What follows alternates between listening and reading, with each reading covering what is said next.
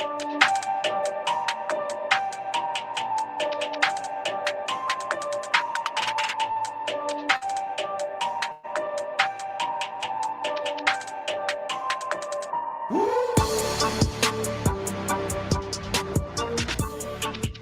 right, everybody, welcome back to Horn Takes. This is the Horn Takes podcast. Today we're doing our first edition of From the Cheap Seats. That's what we'll call all the football-related content going forward. Only 5 more months until we kick off the football season. So we got a lot to talk about there. There's spring football, recruiting, and could Texas actually be better in the SEC? We'll talk about 3 reasons why they could be. Before we jump into that, though, let's wrap up the NCAA basketball tournament discussion. Congrats to UConn. I thought, again, after watching them through a better part of the tournament, they looked really good. I thought heading into the Elite 8 weekend that they were playing better basketball than anybody else on the men's side. They end up winning that game against San Diego State to be national champions. I didn't watch the game. I was watching – what was I watching? I was watching a baseball game, a 4-hour baseball game. But from what I understand, they took a huge lead, and then San Diego State kind of whittled away at it. And then towards the end, UConn stretched it back out. So congrats to UConn. Congrats to the LSU Lady Tigers for winning a national championship. You might not have known that they won a national championship because of all the other bullshit that everybody was talking about regarding that game. So I'll go ahead and give my 2 cents on this whole Caitlin Clark and Angel Reese drama. I feel like the internet has completely lost its mind on this whole deal. All these insinuations of, how can she do something and somebody else can't do something? And so I usually I didn't watch the game. Obviously, I don't watch women's basketball, but I didn't watch the game. And then I started seeing all these clips and people saying, oh, you can see here, Caitlin Clark does the "you can't see me," which, by the way, she did against Louisville, which was like 2 games ago, 2 games removed from the national championship game. She did the "you can't see me" John Cena gesture, whatever you call it. And then they started showing, and then I saw like a still shot of Angel Reese doing it while it looked like they were set up waiting for somebody to shoot free throws is what I initially thought when I saw it. I thought, okay, that's not a big deal. And then I saw the video. And before I saw this video of what Angel Reese did, I saw millions, probably not millions, lots of people online, insinuating that everybody's jumping on Angel Reese because it's racist and, all this other crap. And I don't want to get into that side of it. But what I do want to get into just real quick is how incredibly stupid of a human being you are if you can't tell the difference between what Caitlin Clark did and what Angel Reese did. Caitlin Clark made a shot, did a hand gesture to her bench. So she wasn't even hand gesturing to a player from Louisville's team. She did "you can't see me" to her bench, which one might call celebrating with your bench. I don't know if you guys watch baseball. I got a son that's in high school. Every single time these kids hit a double or a triple, there's some sort of celebration. If you watch any kind of college baseball, there's always a little celebration for any extra base hit, but it's always directed towards their teammates. So there's all these hand gestures and whatever. I don't know what it all means, but I do know that it's always to their teammates, and that's what Caitlin Clark did. What Angel Reese did was follow Caitlin Clark around the court, pointing to her ring finger, doing "you can't see me." When Caitlin Clark would try to move around her and go a different direction, she would intentionally get in front of her to do the same thing. So it's not the same thing.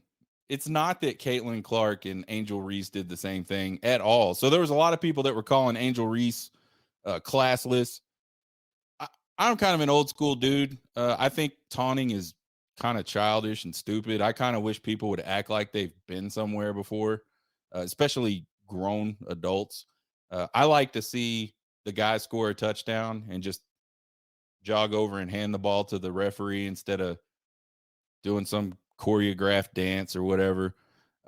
I realize not everybody's like that, and that's fine. But if you don't understand the difference between those two things, you need to go back and watch some actual video of it.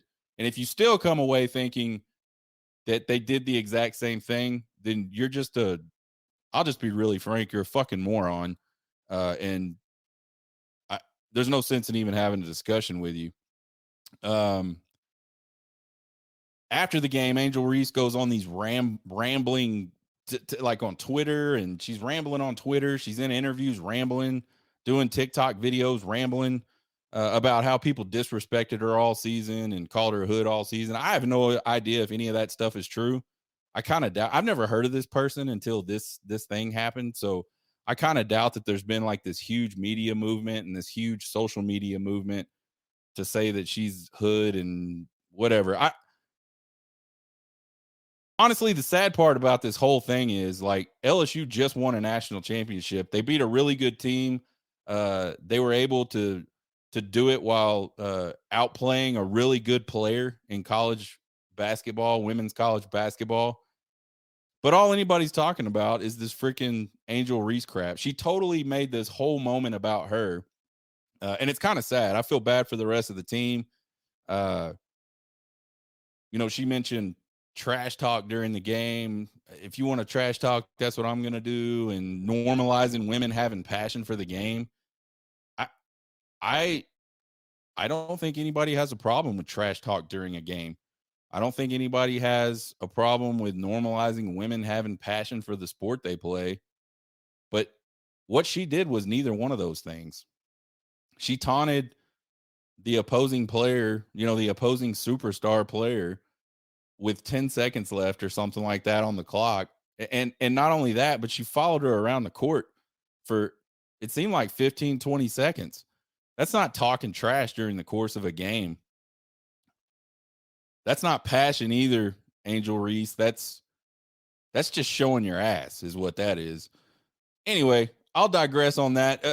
The last point I'll make about this whole thing is this whole situation is just more proof of why people don't watch women's sports. Why it's like almost the only thing people are not talking about the game. People are talking about all this extracurricular crap, and I don't think you would see that in a men's basketball game. All right, let's talk a little spring football. University of Texas, about halfway through spring football. I think there are 4 practices left, maybe, and that's including the spring game, maybe 5, including the spring game.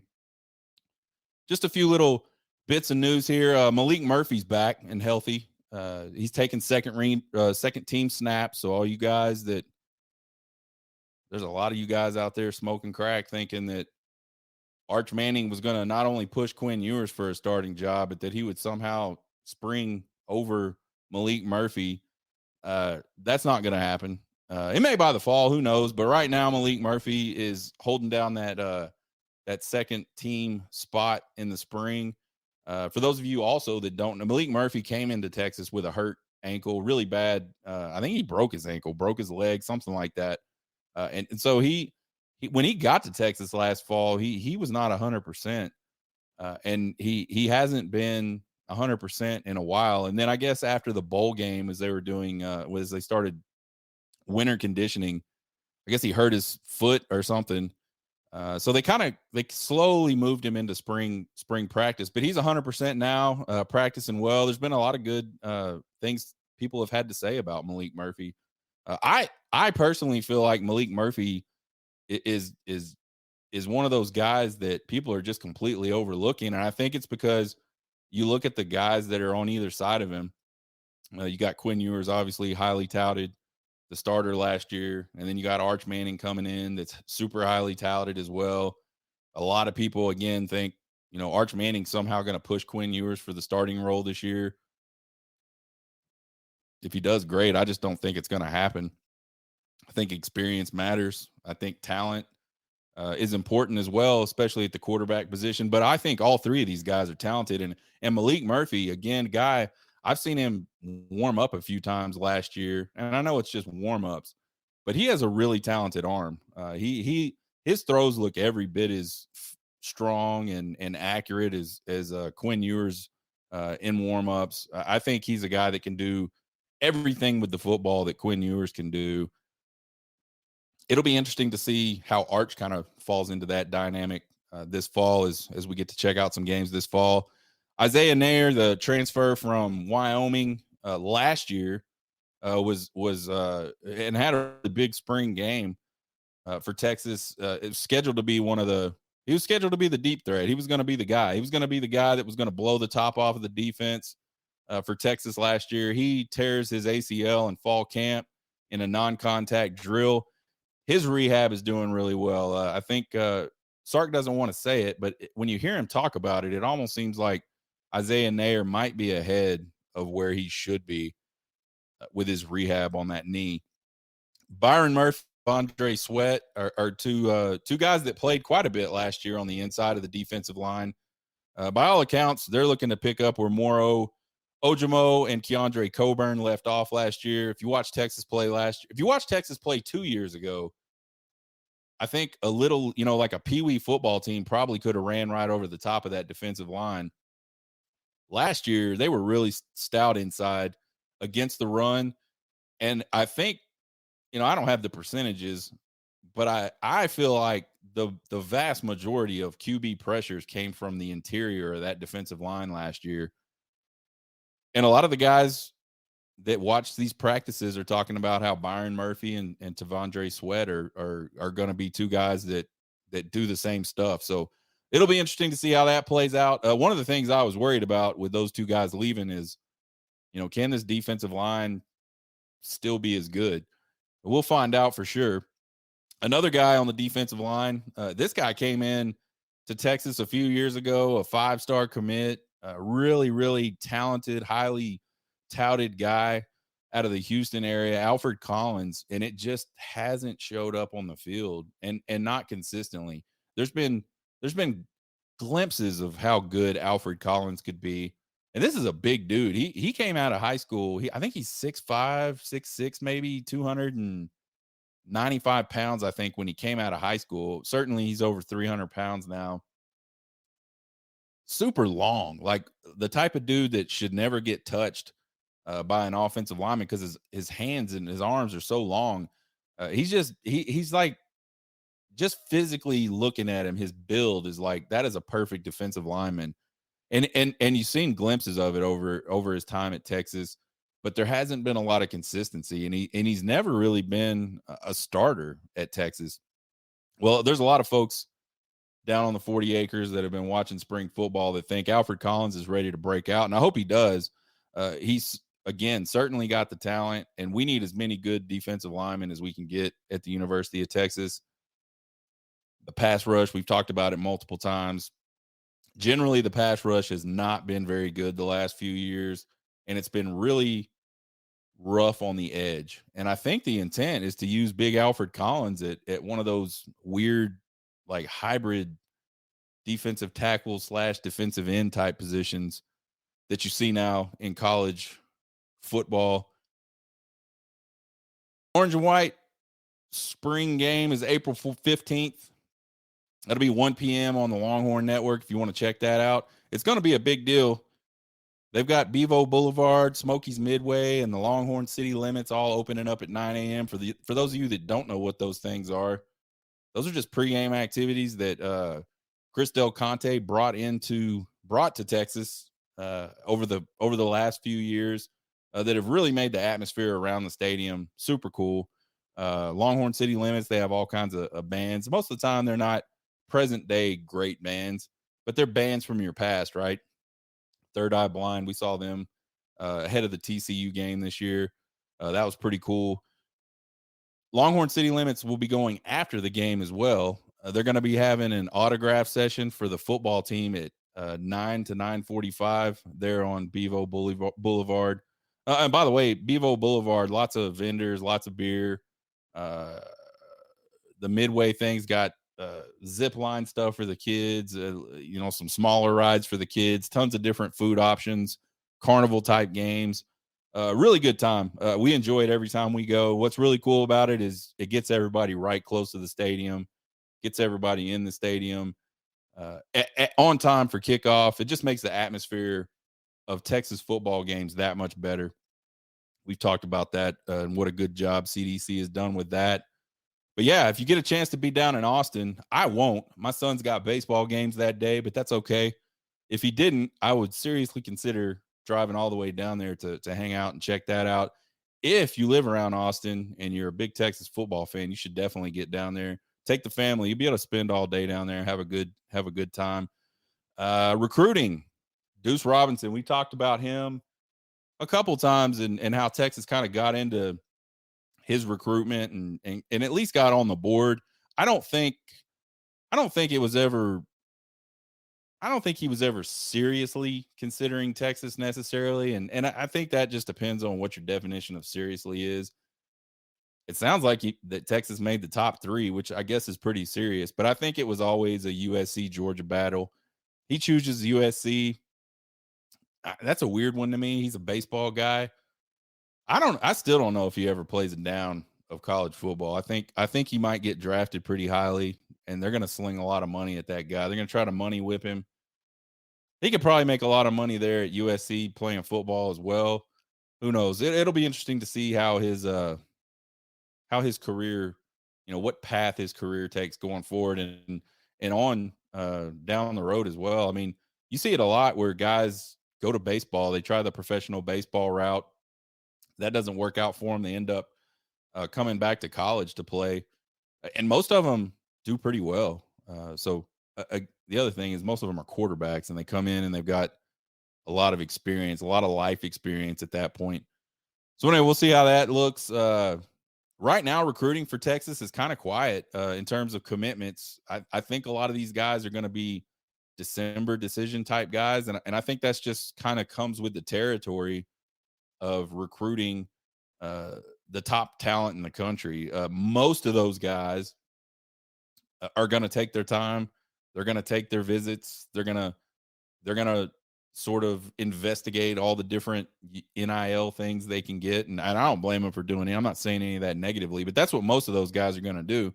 Some of those guys are going to milk the recruiting process because they like the attention. And there's going to be a fairly small percentage of those guys that are top national recruits like that are going to just have grown up loving a certain school. And if that school offers them, they're going to commit, and that's where they're going to end up going. But typically, I think these things are going to run, at least pretty close to the early signing period. Texas had its spring cookout, and I don't know if there's anything else to call it other than that. Spring cookout. It's a big recruiting weekend there in Austin. They just did that a couple weekends ago. They had guys from the 24 class, the 25 class, the 25 or 2026 classes were represented. That's crazy. Those dudes are like freshmen, and they're already getting recruited by these big schools. But anyway, that went down. It was a national event. There was guys from all over the country. A lot of guys from Southeast Conference area, Florida, California. Really just guys from all over the country showed up for that event. It was a big event. I think there was, I didn't count it. The list I saw, it looked probably like it was close to 75 guys came in. A little bit of news out of that. Colin Simmons was there. And Colin Simmons, for those of you guys that don't know, he's a 5-star. He's one of the best defensive ends in the country. He plays for Duncanville High School, so he's been a part of a lot of winning teams. They finally just got that state championship this last year. They've fallen short a few times, but they finally won it last year, his junior year. This guy is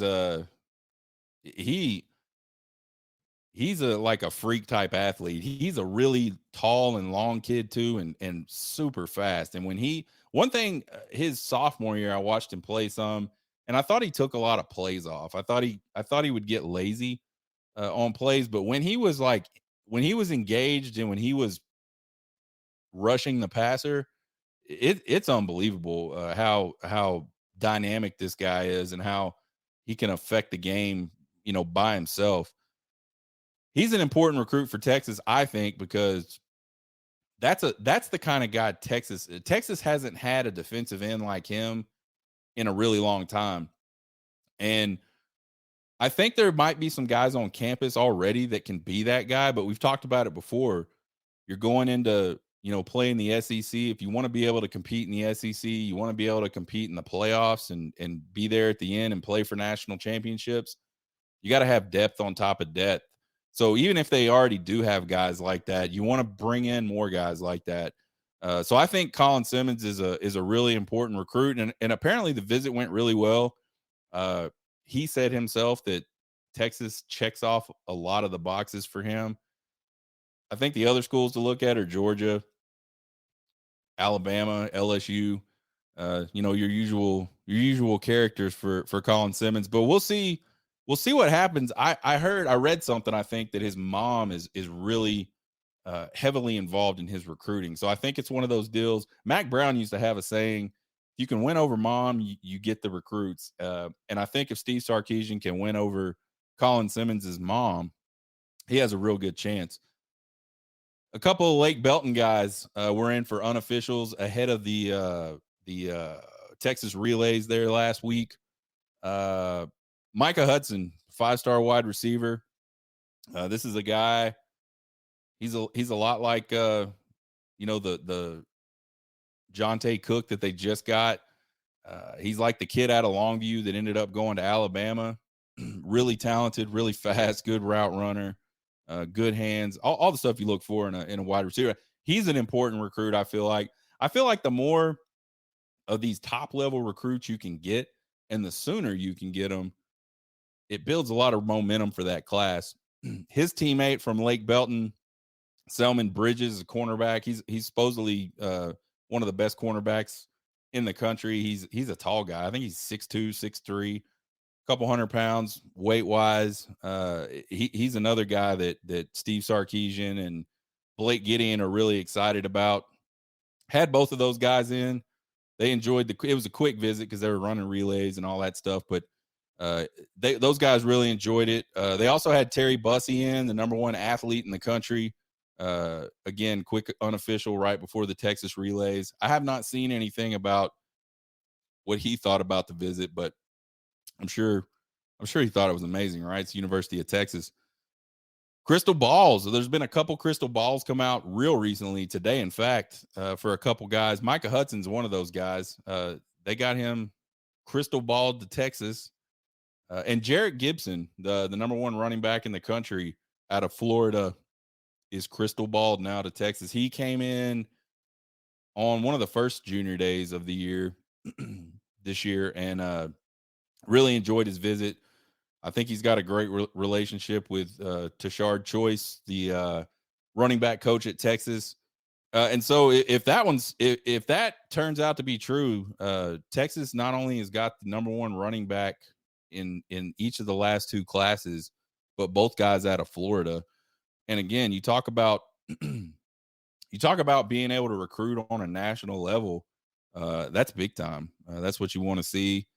You obviously want to be able to recruit your state and the state of Texas, because the state of Texas has a lot of really good football players, but then you want to be able to fill in holes with guys that are national type guys. And so far, you look at these last two recruiting classes for Steve Sarkisian, he's been able to do that. All right, the controversial topic: 3 reasons why Texas might be better in the SEC than they were in the Big 12. There's been this narrative ever since Texas and Oklahoma announced they were moving to the SEC. There's been this narrative going around that, and I'll just talk for Texas. I'm not going to talk for Oklahoma. There's been this narrative going around that Texas can't compete in the SEC. They're going to go to the SEC and be Vanderbilt and be Missouri and all these other things, basically bottom of the barrel in the SEC. people cite their recent lack of success in the Big 12 and really their recent lack of success from a football perspective across the board. And then people will say, you know, oh, I hope y'all are ready for the SEC. It's just a whole different animal, and there's no other conference like it, and this, that, and the other. And we've discussed all that. Listen, the SEC at the top is great. Nobody would argue that. They've won multiple national championships over the course of the last decade and a half to 2 decades, really. But it's different teams every time. It's not like because 3 or 4 teams in the SEC have won the national championship in that during that time frame, that those 3 teams are amazing teams every year.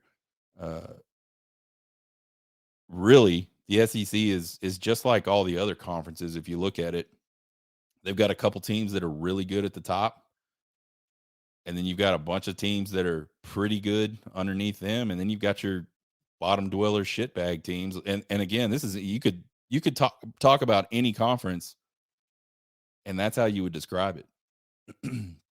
So let's talk about these 3 reasons. First reason is recruiting. Sarkisian's already good at it. He's already got a solid base of talent there with these 2 back-to-back top 10 recruiting classes. He's building that team specifically to go to the SEC. He's building it in the trenches. If you listen to the show at all, you've heard me talk about it multiple times. To be successful in the SEC, and if you look at those teams that dominate college football, no matter if they're from the SEC or not, the top 4 or 5 teams in the country every single year have got really good offensive lines and really disruptive defensive lines. And Steve Sarkisian's brought in talent these last 2 recruiting classes that fit the bill for that perfectly. So from a recruiting perspective, he's already got a jump start, and I think the recruiting is just going to keep getting better for Steve Sarkisian. Association. Moving to the SEC is going to actually make Texas's recruiting better. There's already a ton of built-in advantages for the University of Texas. There's Austin, which I didn't know this, but most college towns are not very big. There's not a whole lot of stuff going on in most college towns. Austin is and it's not huge. It's not a huge city. It's not Houston or San Antonio or Dallas, but it's a pretty big city. And if you look at what's going on down in Austin from a sports perspective, University of Texas is it. The University of Texas football program is the NFL team in Austin. Kind of similar to how it used to be with USC out there in LA. So Austin plays a big factor. There's tons of stuff to do there. The late night scene, the music scene, all those different, the food, the barbecue, tacos. Kids love it. Adults love it. Then you got Texas with their facilities, some of the best in the country, and they already got plans to continue to improve upon that. And then you've got Texas's tradition. Like it or not, Texas is a football blue blood. They're one of the they're certainly top 5 in most wins all time. At one point, they were number 2, right behind Michigan. I haven't looked at those standings in a while, but I'm sure, hell, they could still be in the top 2. I don't know. But there certainly is a winning tradition there. Multiple conference championships, multiple national championships, Heisman Trophy winners. Texas has that winning football tradition. So those are all things that Texas already enjoys being in the Big 12. But then you start talking about the move to the SEC, and the first thing that jumps off the page to me is great players want to go play in the SEC. And the reason great players want to do that is because the SEC has sort of this different feel to it. A lot of people feel like they're watching something different than other college conferences when 2 SEC teams play, or when an SEC team plays a team from another conference. There's this, I don't even know how to describe, aura about that. And the kids want to be there. Obviously, they put a lot of kids in the NFL, and that doesn't hurt either. The SEC's been poaching players from Texas for a long time. And now, in the way they've been doing that is they've been saying, "Hey, man, you can come play in the SEC. Come to Alabama, you get to play in the SEC. Come to Georgia, you get to play in the SEC. Come to Tennessee, and you get to play in the SEC." And now they're not going to be able to do that. They're not going to be able to go to a kid that's considering playing at the University of Texas and play the SEC card on him. If you look at Texas A&M, and Texas A&M has done absolute jack shit with this advantage, but for a long time, ever since they moved to the SEC from the Big 12, they've had that card to play, and they've been able to recruit a lot of really good players to Texas A&M that probably never would have went to Texas A&M if Texas A&M was still in the Big 12. But now all these schools don't have that anymore. The flip side is, with Texas joining the SEC and playing multiple games in SEC country every year, it'll be easier for them to recruit those regions, that region of the country. Kids want to go where their families can see them play. And no longer does a kid that lives in Florida have to worry about that if he goes to Texas. He's going to get a return trip to Florida. He's going to get a return trip to Bama, multiple return trips to Bama, Alabama, the state of Alabama. It's a reasonably small region too. It's easy to get across all of it. So now all these things that Texas didn't have, despite all their advantages in recruiting, they now have as they head into the SEC. So recruiting, association, dilution. We all know Bama and Georgia, and to a little bit of a lesser extent, LSU have been like these powerhouse recruiting programs in the SEC, especially recently. I think LSU and Tennessee, I think Tennessee's getting a lot better, and they're probably a notch below LSU, but they're sort of in that second tier for me in terms of just overall being able to go pluck who they want to pluck. Now the SEC is bringing in two more powerhouse recruiting schools because Oklahoma and Texas have always recruited well. And we already talked about they're going to continue to be able to recruit well. There's only so many top tier, 5-star, elite type players in the country. And right now, a lot of them go to Georgia and Alabama. I think when Texas and Oklahoma move into the SEC, if they can have just a little bit of success, you're going to start to see that talent advantage that Georgia and Alabama have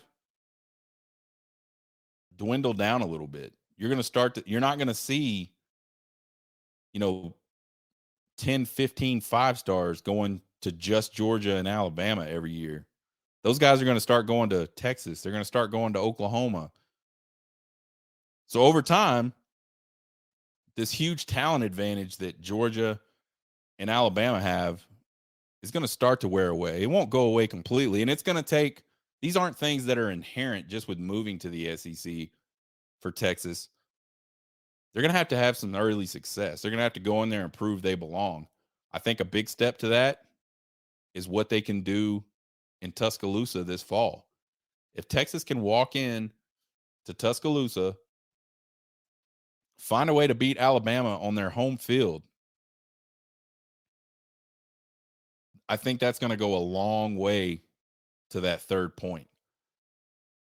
It's going to start to dilute what's there.